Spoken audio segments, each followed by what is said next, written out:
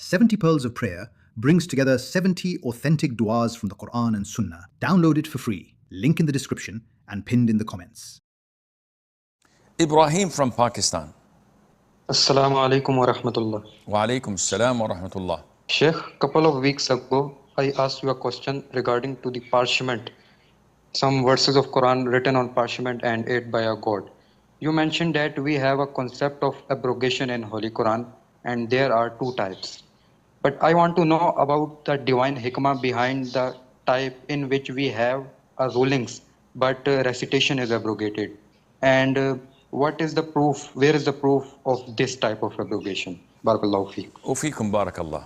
First of all, these issues should be discussed in circles of knowledge, between scholars, or at least between students of knowledge.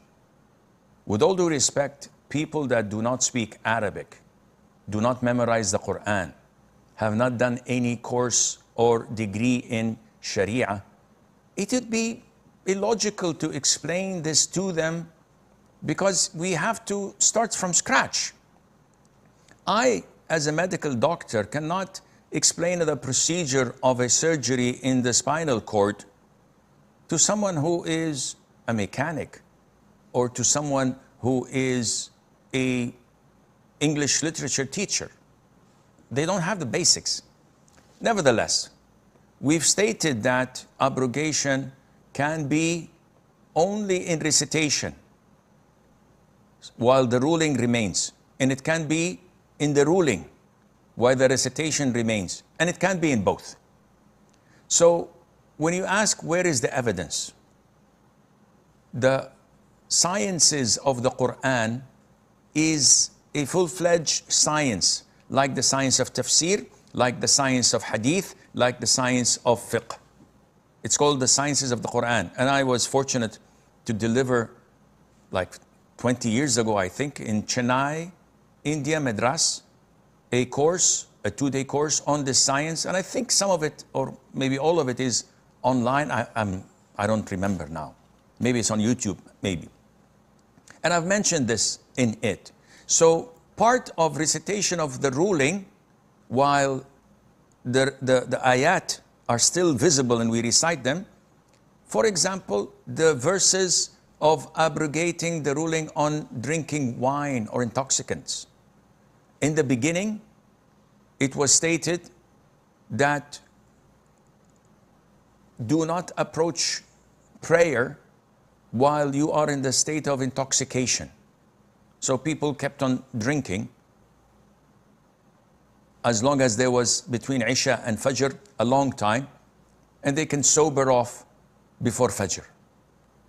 Then another verse came stating that they ask you about intoxicants, wine, and gambling. Say that there is a lot of benefit in it and a lot of harm, and the harm outweighs the benefits. So this was first, then the prohibition of praying while in the state of intoxication.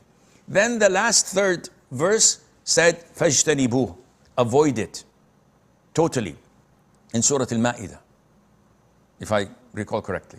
So these are the three stages. The verses are in the Quran, but we know the ruling and the sequence of it. So the verses are there, the ruling was abrogated. It can be the opposite. The ruling remains while the recitation is taken and abrogated, as in the case of stoning the adulterers. And this was recited in the Quran, and it was abrogated, but the ruling remained till date.